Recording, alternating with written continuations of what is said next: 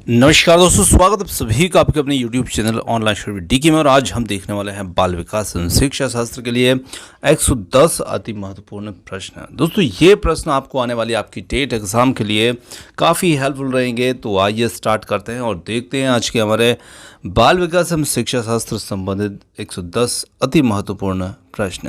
दोस्तों, प्रश्नों की संख्या थोड़ी सी ज़्यादा है, इसलिए क्वेश्चन आपको सटीक मिलने वाले हैं, यानी कि सीधा सीधा क्वेश्चन और उसका उत्तर।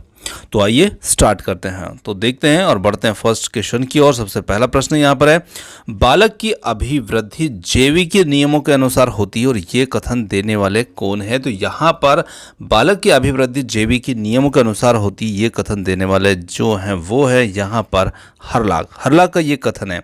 तो कथन अगला क्वेश्चन आता है, यहाँ पर मनोविज्ञान को शुद्ध विज्ञान माना है। तो ये मनोविज्ञान को शुद्ध विज्ञान मानने वाले कौन है? तो यहाँ पर इसके लिए सही उत्तर होगा जेम्स ड्रेवर जो हैं, इन्होंने मनोविज्ञान को शुद्ध विज्ञान माना है। चलिए आगे बढ़ते हैं। पर्यावरण बाहरी वस्तु है जो हमें प्रभावित करती है, ये कथन देने वाले जो थे ये राज थे। राज का ऐसा कहना था कि पर्यावरण वो बाहरी वस्तु है जो हमें प्रभावित करती है। बुद्धिलब्धि के लिए विशिष्ट श्रेय किस मनोवैज्ञानिक को जाता है? तो यहाँ पर बुद्धिलब्धि के लिए विशिष्ट श्रेय जो जाता है वो जाता है स्टर्न को। तो यहाँ पर इसके लिए स्टर्न होगा उत्तर। आगे बात करते हैं, शेषावस्था की प्रमुख मनोवैज्ञानिक विशेषता क्या है? तो शेषावस्था की प्रमुख मनोवैज्ञानिक विशेषता जो होती है, मूल प्रवृत्तात्मक व्यवहार जो होता है वो शेषावस्था की प्रमुख मनोवैज्ञानिक विशेषता है। शेषावस्था में सीखने की प्रक्रिया का स्वरूप होता है। तो शेषावस्था में सीखने की जो प्रक्रिया होती है उसका जो स्वरूप होता है वो काफ़ी तीव्र होता है, यानी कि सीखने की जो प्रक्रिया होती है शेषावस्था में सबसे ज़्यादा होती है। आगे बढ़ते हैं अगले प्रश्न की ओर। अगला प्रश्न आता है, बाल्यावस्था की प्रमुख मनोवैज्ञानिक विशेषता की बात करें तो यहाँ पर बाल्यावस्था की प्रमुख मनोवैज्ञानिक विशेषता जो रहती है वो रहती है बच्चों में सामूहिकता की भावना, यानी कि वो एक समूह में रहना, खेलना आदि पसंद करते हैं। मुझे बालक दे दीजिए, आप उसे जैसा बनाना चाहते हैं मैं उसे वैसा ही बना दूंगा, यह कथन है। तो ये बहुत अच्छा कथन है और ये अक्सर पूछा जाने वाला कथन है। और यहाँ पर ये कथन देने वाले जो थे वो थे वाटसन। इनका कथन है, बहुत अच्छा कथन है कि आप मुझे एक बालक दे दीजिए और मैं उसे आप जैसा चाहते हैं वैसा बना दूंगा। विकास का तात्पर्य है, तो विकास का तात्पर्य वह प्रक्रिया होती है जिसमें बालक परिपक्वता की ओर बढ़ता है, उसे को हम कहते हैं विकास। आगे देखिए, अगला प्रश्न है, एज ऑफ प्यूबर्टी कहलाता है। तो एज ऑफ प्यूबर्टी जो है ना कि कौन सी अवस्था जो है प्यूबर्टी अवस्था कहलाती है? तो पूर्ण किशोरावस्था की जो अवस्था होती है वो एज ऑफ प्यूबर्टी कहलाती है। तो यहाँ पर उत्तर होगा। आगे देखिए, व्यक्ति के स्वाभाविक विकास को कहते हैं। तो व्यक्ति के स्वाभाविक विकास को अभिवृद्धि कहा जाता है। ज्ञानात्मक विकास नकल पर आधारित ना होकर के खोज पर आधारित होता है, यह कथन किसका है? तो यहाँ पर ये कथन भी काफ़ी महत्वपूर्ण कथन है और ये भी बहुत बार पूछा गया कथन है कि ज्ञानात्मक विकास जो है नकल पर आधारित ना होकर के खोज पर आधारित होता है। ये कथन देने वाले जीन पियाजे हैं और जीन पियाजे के कथन बहुत महत्वपूर्ण है। आगे बढ़ते हैं, सामाजिक विघटन की क्रियाएं किन्हें कहते हैं? तो सामाजिक विघटन हम देख सकते हैं तनाव, झगड़ा, लड़ाई, संघर्ष आदि की जो क्रियाएं होती हैं ये सामाजिक विघटन की क्रियाएं होती है।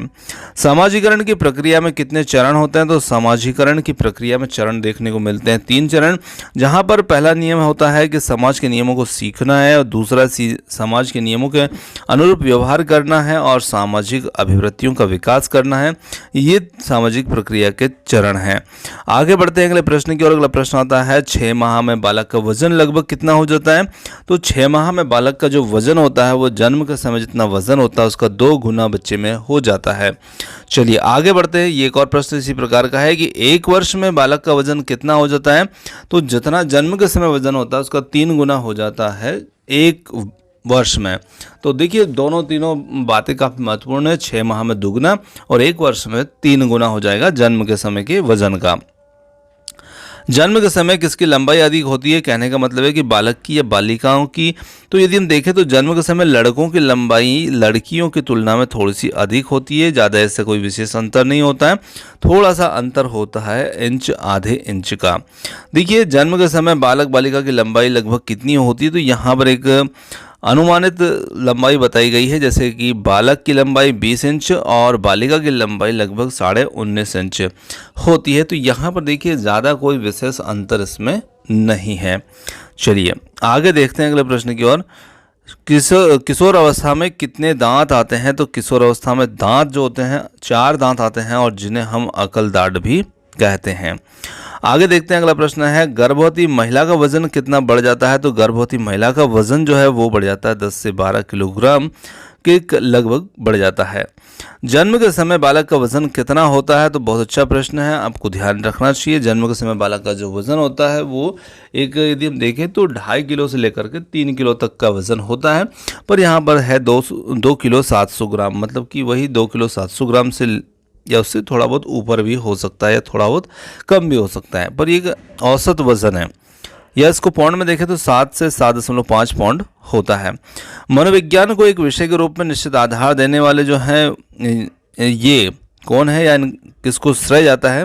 तो ये श्रेय जाता है विलियम जेम्स को, जो कि अमेरिका के थे, और इन्हें मनोविज्ञान को एक विषय के रूप में निश्चित आधार देने का श्रेय जाता है। अमेरिका के मनोवैज्ञानिक के जनक किसे मानते हैं या किसे माना जाता है? तो अमेरिका के मनोविज्ञान के जो जनक हैं वो हैं विलियम जेम्स, इन्हीं को माना जाता है। आगे बढ़ते हैं, नर्सरी पद्धति के जनक कौन है? नर्सरी पद्धति के जनक जो हैं वो मरिया मॉन्टेसरी, जिनसे हम किंडरगार्टन पद्धति भी कहते हैं, वही हैं। भूल एवं प्रयत्न सिद्धांत का जो सिद्धांत ये किसने दिया? तो भूल और प्रयत्न सिद्धांत देने वाले जो थे ये थे थॉर्नडाइक, और इन्होंने ये सिद्धांत दिया और काफ़ी महत्वपूर्ण सिद्धांत हैं। अनुकूलित अनुक्रिया या क्लासिकली अनुबंध सिद्धांत जो है ये देने वाले कौन है? तो यहाँ पर ये देने वाले जो है वो है पावलोव, और इनका ये सिद्धांत भी काफ़ी महत्वपूर्ण है, क्लासिकल अनुबंध सिद्धांत है। क्रिया प्रसूत अनुबंधन सिद्धांत देने वाले जो थे वो थे स्किनर, जिन्होंने क्रिया प्रसूत अनुबंधन सिद्धांत दिया। जीन पियाजे किस विचारधारा के समर्थक थे? तो ये संज्ञानात्मक विकास विचारधारा के समर्थक थे। इसी के साथ में जीन पियाजे जो थे किस देश के निवासी थे? तो ये स्विट्जरलैंड के निवासी थे। आगे बढ़ते हैं अगले प्रश्न की ओर। जीन पियाजे ने अपने प्रयोग किस किस पर किए थे? तो यहाँ पर मतलब कि इन्होंने अपने प्रयोग के लिए अपने जो घर की संतानें हैं उन्हीं का चयन किया था, जिसमें इन्होंने अपनी 2 पुत्री व 1 पुत्र पर इन्होंने अपना प्रयोग जो था वो किया था। तो यहाँ पर उत्तर हो जाएगा अपनी 2 पुत्री और 1 पुत्र। आगे देखिए, यह कौन मनोवैज्ञानिक है जो पहले जीव विज्ञान के प्रोफेसर थे और बाद में ये मनोविज्ञान के प्रोफेसर बने? तो जीन पियाजे ही जो थे पहले जीव विज्ञान के प्रोफेसर थे और बाद में ये इसके बने थे। और इनका एक महत्वपूर्ण सिद्धांत स्कीमा सिद्धांत जो है वो काफ़ी महत्वपूर्ण है, तो ये सिद्धांत भी जीन पियाजे की देन है। चलिए आगे देखते हैं, कोहलर किस संप्रदाय के समर्थक थे? तो ये संज्ञानवादी संप्रदाय के समर्थक थे। आगे देखिए, वो कौन सी जगह है जहाँ पर बच्चे के संज्ञानात्मक विकास को सबसे बेहतर तरीके से परिभाषित किया जा सकता है? तो विद्यालय एवं कक्षा ऐसा स्थान है जहाँ पर बच्चे के संज्ञानात्मक विकास को सबसे बेहतर तरीके से परिभाषित किया जा सकता है। बच्चे दुनिया के बारे में अपनी समझ का सृजन करते हैं, इसका श्रेय किस विद्वान को जाता है? तो ये बहुत अच्छा कथन है। बच्चे अपनी दुनिया के बारे में अपनी समझ का सृजन करते हैं, ये कथन देने वाले हैं जीन पियाजे। आगे देखिए, आकलन को उपयोगी और रोचक प्रक्रिया बनाने के लिए किसके प्रति सचेत होना चाहिए? तो देखिए, आकलन को जब हम उपयोगी और रोचक प्रक्रिया बनाने के लिए किसके प्रति सचेत होना चाहिए? तो यहाँ पर आकलन को उपयोगी और रोचक प्रक्रिया बनाने के लिए शैक्षिक और सहशैक्षिक क्षेत्रों में विद्यार्थियों के सीखने के बारे में जानकारी प्राप्त करने के लिए विविध प्रकार के जो तरीके हैं उनका प्रयोग करना चाहिए। शिशु अपने एवं अपने संसार के बारे में अधिकांश बातें खेल के माध्यम से सीखता है। किस विद्वान ने कहा? तो ये कथन देने वाले जो थे स्ट्रैक थे, और उनका ये कथन है। विकास कभी ना समाप्त होने वाली प्रक्रिया या विचार किससे संबंधित है? तो यहाँ पर निश्चित रूप से निरंतरता के सिद्धांत से ये संबंधित है, क्योंकि निरंतर चलने वाली प्रक्रिया मानी गई है विकास को। शिक्षा मनोविज्ञान आवश्यक है? तो शिक्षा मनोविज्ञान निश्चित रूप से शिक्षा एवं अभिभावकों के लिए आवश्यक मानी गई है। अब देखिए, शिक्षा में शिक्षक भी आ जाएंगे। शिक्षा मनोविज्ञान का शिक्षा मनोविज्ञान मुख्य संबंध जो है वो सीखने से, और ये कथन किसका है? तो यहाँ पर संपन्न लिखा है, तो ये शिक्षा मनोविज्ञान का मुख्य संबंध सीखने से है। ये कथन है सारे एम टेलफोर्ड का कथन है। अमेरिका में प्रकाशित प्रिंसिपल ऑफ साइकोलॉजी के लेखक हैं तो विलियम जेम्स जो हैं अमेरिका में प्रकाशित पुस्तक प्रिंसिपल ऑफ साइकोलॉजी के लेखक हैं। शिक्षा मनोविज्ञान का वर्तमान स्वरूप कैसा है, तो यहाँ पर हम जानते हैं कि शिक्षा मनोविज्ञान का वर्तमान स्वरूप काफ़ी व्यापक है। मनोविज्ञान की आधारशिला किस पुस्तक में रखी गई, तो मनोविज्ञान के सिद्धांत हैं प्रिंसिपल ऑफ साइकोलॉजी। मनोविज्ञान के सिद्धांत, मनोविज्ञान की आधारशिला मनोविज्ञान के सिद्धांत नामक पुस्तक में रखी गई। गौरीसन के अनुसार शिक्षा मनोविज्ञान का उद्देश्य है, तो यहाँ पर व्यवहार का ज्ञान ही यहाँ पर इसका उद्देश्य होगा। कुपुस्वामी के अनुसार शिक्षा मनोविज्ञान के सिद्धांतों का सर्वोत्तम प्रयोग होता है, तो इसका सर्वोत्तम प्रयोग कहाँ पर होता है, उत्तम शिक्षा उत्तम अधिगम में। आगे बढ़ता है, शिक्षा मनोविज्ञान का प्रमुख उद्देश्य जो है कोल्सनिक के अनुसार है, तो यहाँ पर कोल्सनिक के अनुसार शिक्षा मनोविज्ञान के प्रमुख उद्देश्य इस प्रकार से है। शिक्षा की समस्याओं का समाधान करना इनका उद्देश्य होगा। स्किनर के अनुसार शिक्षा मनोविज्ञान के विशिष्ट उद्देश्य हैं बालकों के वांछनीय व्यवहार के अनुरूप शिक्षा के स्तर एवं उद्देश्यों को निश्चित करने में सहायता करना। निश्चित लिखा है, निश्चित करने में। चलिए आगे देखें, अगला प्रश्न आता है शिक्षा मनोविज्ञान के क्षेत्र में वह सभी ज्ञान और विधियां सम्मिलित हैं जो सीखने की प्रक्रिया से अधिक अच्छी प्रकार समझने में सहायक हैं। और ये कथन किसका है, तो ये कथन ली का है, यहाँ पर ली का। आगे देखिए, गैट्स के अनुसार शिक्षा मनोविज्ञान की सीमा है अस्थिर और परिवर्तनशील है। गैट्स के अनुसार शिक्षा मनोविज्ञान की सीमा। केली के अनुसार शिक्षा मनोविज्ञान के उद्देश्य हैं, तो केली के अनुसार शिक्षा मनोविज्ञान के उद्देश्य हैं 9 प्रकार के, तो यहाँ पर 9 प्रकार जो हैं वो केली के अनुसार हैं। अवस्था विशेष के आधार पर ही हमें किसी बालक को युवा या वृद्ध कहना चाहिए, यह कथन है फ्रोबेल का, और फ्रोबेल ने यह कथन दिया था जिसमें अवस्था के आधार पर ही हमें बालक को युवा वृद्ध कहना चाहिए। हार्वर्ड के अनुसार शिक्षा सिद्धांतों का आधार होना चाहिए, तो यहाँ पर हार्वर्ड के अनुसार शिक्षा सिद्धांतों का आधार होना चाहिए मनोवैज्ञानिक। चलिए आगे देखते हैं अगले प्रश्न को। अगला प्रश्न आता है मॉन्टेसरी के अनुसार एक अध्यापक द्वारा उस स्थिति में ही शिक्षण कार्य प्रभावी ढंग से किया जा सकता है जब उसे ज्ञान होगा, तो निश्चित रूप से शिक्षक को जब मनोविज्ञान के प्रयोगात्मक स्वरूप का ज्ञान होगा तब ही वो एक अच्छा शिक्षण कार्य उस स्थिति में कर पाएगा। वर्तमान समय में शिक्षा मनोविज्ञान की आवश्यकता को समझी जाती है सर्वांगीण विकास में, तो क्योंकि मनोविज्ञान जो है सर्वांगीण विकास में अपना योगदान देता है। शिक्षा मनोविज्ञान का प्रमुख लाभ क्या है, तो शिक्षा मनोविज्ञान के वैसे कई प्रकार के लाभ है, तो यहाँ पर एक लाभ हमारा रहेगा शिक्षक शिक्षार्थी के मधुर संबंध रहेंगे शिक्षा मनोविज्ञान के लाभ के अंतर्गत। आगे देखिए कि कक्षा में छात्रों की इनकी विभिन्नताओं के आधार पर पहचानने के लिए शिक्षक को ज्ञान होना चाहिए, तो शिक्षक को शिक्षा मनोविज्ञान का ज्ञान होना चाहिए। आगे बढ़ते हैं, वर्तमान समय में शिक्षा मनोविज्ञान की आवश्यकता है, तो यहाँ पर वर्तमान समय में शिक्षा मनोविज्ञान की आवश्यकता के अंतर्गत हम देखते हैं कि ये बाल केंद्रित शिक्षा यहाँ पर रहेगी। चलिए, समय सारणी में गणित विज्ञान या कठिन विषय के कालांश पहले क्यों रखे जाते हैं, तो हम देखते हैं कि स्कूलों के अंतर्गत समय सारणी होती है, उसमें गणित विज्ञान या कठिन विषयों के कालांश से पहले रखे जाते हैं, तो वो मनोविज्ञान के आधार पर होते हैं। सफल एवं प्रभावशाली शिक्षा अधिगम प्रक्रिया के लिए आवश्यक है, तो यहाँ पर शिक्षण अधिगम सामग्री का प्रयोग एवं शिक्षा मनोविज्ञान के सिद्धांतों का प्रयोग, ये हमारा इसमें उत्तर होगा। निर्देशन व परामर्श किस विषय का अधिक उपयोग किया जाता है, तो यहाँ पर निर्देशन और परामर्श में यदि हम देखें तो निर्देशन और परामर्श में किस विषय का सबसे अधिक उपयोग किया जाता है, तो वो किया जाता है शिक्षा मनोविज्ञान का। आगे देखते हैं, बुद्धि परीक्षण विषय है, तो बुद्धि परीक्षण किसका विषय है, तो बुद्धि परीक्षण हम जानते हैं कि शिक्षा मनोविज्ञान का विषय है।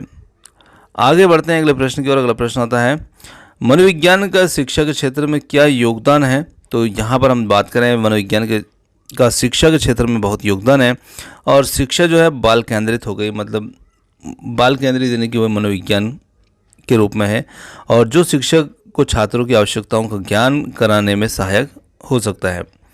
आगे देखिएगा, छात्रों की योग्यताओं में रुचि के आधार पर पाठ्यक्रम निर्माण में योगदान होता है। छात्रों की योग्यता में रुचि के आधार पर पाठ्यक्रम निर्माण में योगदान होता है किसका, तो वो होता है शिक्षा मनोविज्ञान का। आगे देखिए, शिक्षा मनोविज्ञान एक विज्ञान है, तो यहाँ पर ये शैक्षिक सिद्धांतों का एक विज्ञान है। शिक्षा मनोविज्ञान। शिक्षा मनोविज्ञान की उत्पत्ति की बात करें तो ये उत्पत्ति मानी जाती है वर्ष 1900 में इसकी उत्पत्ति मानी जाती है। मनोविज्ञान शब्द के समांतर अंग्रेजी भाषा के शब्द साइकोलॉजी की व्युत्पत्ति किस भाषा से हुई है, तो ये हुई है ग्रीक भाषा से। चलिए आगे देखें, यहाँ पर शिक्षा का शाब्दिक अर्थ है, तो शिक्षा का शाब्दिक अर्थ पालन पोषण करना, सामने लाना, नेतृत्व देना आदि अनेक अर्थ हैं शिक्षा के शाब्दिक अर्थ के। चलिए आगे देखते हैं, अगला प्रश्न आता है, मनोविज्ञान वातावरण के संपर्क में आने वाले व्यक्तियों के क्रियाकलापों का विज्ञान है, ये कथन किसका है? तो यहाँ पर ये कथन देने वाले जो थे वो हैं वुडवर्थ, और वुडवर्थ का ये कथन है। मनोविज्ञान शिक्षा के क्षेत्र में सहायता देता है तथा स्पष्ट करता है, तो मनोविज्ञान शिक्षा के क्षेत्र में सहायता देता है, स्पष्ट करता है शिक्षा उद्देश्यों की संभावनाओं को। आगे देखिए, अगला क्वेश्चन आता है, शिक्षण प्रक्रिया के अंग है, तो शिक्षण प्रक्रिया के अंग शिक्षण के उद्देश्य को सार्थक बनाने वाले ज्ञानानुभव, शिक्षण का मूल्यांकन आदि अनेक प्रकार के इसमें अंग होते हैं शिक्षण प्रक्रिया के। शिक्षा मनोविज्ञान के अध्ययन के उद्देश्य हैं, तो यहाँ पर विद्यार्थियों के द्वारा किसी बात को सीखे जाने को प्रभावित करना इसका उद्देश्य होगा। शिक्षा मनोविज्ञान का मूल उद्देश्य क्या है? अब देखिए, यहाँ पर उद्देश्य कई प्रकार के हो सकते हैं, क्योंकि ये वन लाइनर क्वेश्चन है, तो जो भी उद्देश्य यहाँ पर आ रहे हैं तो इनके अलावा और भी उद्देश्य इसमें शामिल होते हैं। देखिए यहाँ पर बताया है, शिक्षा मनोविज्ञान के मूल उद्देश्य विद्यार्थियों की योग्यता क्षमताओं को ध्यान में रख करके उनके द्वारा किसी बात को सीखे जाने से संबंधित बात को प्रभावित करता है शिक्षा मनोविज्ञान का मूल उद्देश्य। शिक्षा का संबंध है, तो शिक्षा का संबंध जो है वह शिक्षा के उद्देश्यों और कक्षा पर्यावरण साथ ही कक्षा वातावरण से है। चलिए आगे देखते हैं, शिक्षा मनोविज्ञान के सामान्य उद्देश्य की बात करें तो सामान्य उद्देश्य में बालक के व्यक्तित्व का विकास, शिक्षण कार्य में सहायता और जो अधिगम या शिक्षण विधियां हैं उनमें सुधार, ये इसके सामान्य उद्देश्य के अंतर्गत आते हैं। आगे देखिए, अगला क्वेश्चन है, शिक्षा मनोविज्ञान का प्रमुख उद्देश्य क्या है? तो बाल केंद्रित शिक्षा का विकास करना, ये इसके सिद्धांतों मनोविज्ञान के प्रमुख उद्देश्य हैं। अगला प्रश्न आता है, विश्व में पहली बार मनोविज्ञान की प्रयोगशाला किसने और कब कहाँ स्थापित की? तो विलियम वुंड ने 1879 जर्मनी में ये स्थापित की। आगे देखते अगला प्रश्न आता है, किस विद्वान ने बच्चों की अंतर्क्रियाओं को उनके विकास का मूलाधार माना है? तो यहाँ पर लेव वाइगोत्स्की की जो है विद्वान, जिन्होंने बच्चों की अंतर्क्रियाओं को उनके विकास का मूलाधार माना है। आगे बढ़ते अगले प्रश्न की ओर। अगला प्रश्न आता है, किस विद्वान ने नैतिक विकास की अवस्थाओं के सिद्धांतों का प्रतिपादन किया? तो लॉरेंस कोहलबर्ग जो हैं, इन्होंने नैतिक विकास की अवस्थाओं के सिद्धांतों का प्रतिपादन किया है। आगे देखते हैं, अगला प्रश्न आता है, यहाँ पर पियाजे के अनुसार बच्चे किस अवस्था में अपने परिवेश की वस्तुओं को पहचानने और उनमें विभेद करने लगता है? तो पूर्व संक्रियात्मक अवस्था जो होती है, उस अवस्था में बच्चा निश्चित रूप से अपने परिवेश की वस्तुओं को पहचानने और उनमें विभेद करने लगता है। आगे देखते हैं, पियाजे ने किसी बच्चे के विचारों में नए विचारों का समावेश हो जाने को क्या कहा है? तो पियाजे ने किसी बच्चे के नए विचारों में नए विचारों का समावेश हो जाने को शात्मीकरण कहा है, और यहाँ पर शात्मीकरण होगा उत्तर। आगे देखते हैं, अगला प्रश्न आता है, बच्चों में आधारहीन आत्मचेतना का संबंध उसके विकास की किस अवस्था से है? तो बच्चों के में आधारहीन आत्मचेतना का संबंध उसके विकास की कौन सी अवस्था से है? तो यहाँ पर संबंध होगा उनकी किशोर अवस्था से, और किशोर अवस्था इसके लिए सही उत्तर होगा। आगे बढ़ते हैं, बच्चों के विकास से संबंधित निर्माण एवं खोज का सिद्धांत किस विद्वान ने दिया? तो ये सिद्धांत देने वाले जो थे वो थे जीन पियाजे, जिन्होंने बच्चों के विकास से संबंधित निर्माण एवं खोज का सिद्धांत दिया। लॉरेंस कोहलबर्ग के द्वारा प्रतिपादित नैतिक विकास के सिद्धांत के अनुसार पूर्व नैतिक अवस्था की अवधि है, तो यहाँ पर पूर्व नैतिक अवस्था की जो अवधि होगी, जन्म से 2 वर्ष की आयु की अवधि रहेगी। अगला क्वेश्चन आता है, बुद्धि का पदानुक्रत संरचना सिद्धांत किसने दिया? तो फिलिप बर्नर ने यह सिद्धांत दिया है, बुद्धि का पदानुक्रत संरचना का सिद्धांत है। बुद्धि का एकीकृत संरचना का सिद्धांत किसने दिया? तो बुद्धि का एकीकृत संरचना का सिद्धांत देने वाले जो थे वो थे जेपी गिलफोर्ड। ईर्ष्या की भावना कौन सी अवस्था में पैदा होती है? तो ईर्ष्या की भावना जो है वो होती है बाल्यावस्था में पैदा। आगे बढ़ते हैं अगले प्रश्न की ओर। अगला प्रश्न है स्व प्रेम, यानी कि अपनी वस्तुओं से प्रेम की अवस्था जो होती है कौन सी होती है? तो शेष अवस्था में बच्चा जो है अपनी वस्तुओं से प्रेम करने लगता है, ये अवस्था होती है शेष अवस्था। सामाजिकता नापने की विधि या स्केल होती है तो इसे सोशियोमेट्री या समाज मिति कहा जाता है। सामाजिकता नापने की विधि या स्केल को। सोशियोमेट्री स्केल का निर्माण करने वाले कौन थे? तो यहाँ पर डॉक्टर एडलर जो थे, इन्होंने इसका निर्माण किया था सोशियोमेट्री का। डॉक्टर एडलर ने कितनी क्रियाओं के आधार पर सामाजिक परिपक्वता को नापा था? तो यहाँ पर डॉक्टर एडलर ने 117 सामाजिक क्रियाएं बताई थी, जिनमें जन्म से लेकर किशोर अवस्था तक ये है। आगे अगला प्रश्न आता है बालक मानव ध्वनि व अन्य ध्वनियों में अंतर करना कब सीख जाता है? तो 1 माह में बालक मानव ध्वनि व अन्य ध्वनि में अंतर करना सीख जाता है। आगे देखें अंतर्मुखी व बहिर्मुखी में से सामाजिक विकास किसका अधिक होगा? तो यहाँ पर हम कह सकते हैं कि अंतर्मुखी बहिर्मुखी में से सबसे ज़्यादा विकास जो सामाजिक विकास होगा वो बहिर्मुखी का होगा, क्योंकि बहिर्मुखी व्यक्ति जो होता है वो सामाजिक ज़्यादा होते हैं, तो उनका सामाजिक विकास ज़्यादा होगा। एरिक्सन ने अपने मनोसामाजिक सिद्धांत को में जीवन काल को कितने अवस्थाओं में बांटा है? तो एरिक्सन ने अपने मनोसामाजिक सिद्धांत में जीवन काल को 8 अवस्थाओं में बांटा है। शिक्षा मनोविज्ञान का संबंध है, तो शिक्षा मनोविज्ञान का संबंध किससे? शिक्षा से, दर्शन से और मनोविज्ञान से। शिक्षा मनोविज्ञान का संबंध है।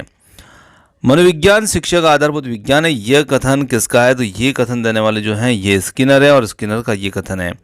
शिक्षा मनोविज्ञान के विषय सामग्री का संबंध है, तो शिक्षा मनोविज्ञान के विषय सामग्री का संबंध है सीखने से। चलिए, शिक्षा मनोविज्ञान अध्यापकों की तैयारी की आधारशिला है, और ये कथन किसका है? तो यहाँ पर ये कथन देने वाले हैं शिक्षा मनोविज्ञान अध्यापकों की तैयारी की आधारशिला है, ये कथन स्किनर का है। आगे बढ़ते हैं आंकड़ों का व्यवस्थापन करने हेतु संकलित आंकड़ों के संबंध में निम्नलिखित कार्य करना होता है। तो देखिए, जब हम आंकड़ों का व्यवस्थापन करते हैं, उनको संकलन करते हैं, तो यहाँ पर वर्गीकरण, सारणीयन, आलेखी, निरूपण आदि प्रकार आदि तरीके हम अपनाते हैं यहाँ पर आंकड़ों के संकलन में। सीखने की प्रक्रिया के अंतर्गत शिक्षा मनोविज्ञान अध्ययन करता है, तो यहाँ पर प्रेरणा व पुनर्बलन के प्रभाव का अध्ययन ये करता है। मनोविज्ञान मन का विज्ञान है, ये कथन कहने वाले ये कथन किसका है? तो बहुत अच्छा कथन है, मनोविज्ञान मन का विज्ञान है, ये कथन अरस्तु का है। यहाँ पर शिक्षा मनोविज्ञान का अध्ययन अध्यापक को इसलिए करना चाहिए क्योंकि इसकी सहायता से अपने शिक्षण को अधिक प्रभावशाली बना सके। मनोविज्ञान व्यवहार का शुद्ध विज्ञान है, इस परिभाषा के प्रतिपादक हैं, तो यहाँ पर ई वाटसन जो हैं वो इसके प्रतिपादक हैं। अगला क्वेश्चन आता है अचेतन मन का अध्ययन किया जाता है, तो अचेतन मन का अध्ययन मनोविश्लेषण विधियों के द्वारा किया जाता है। आगे बढ़ते हैं और अगले प्रश्न को देखते हैं। अगला प्रश्न है मनोविश्लेषणात्मक प्रणाली के जन्मदाता है, तो यहाँ पर सिगमंड फ्रायड जो है मनोविश्लेषणात्मक प्रणाली के जन्मदाता हैं।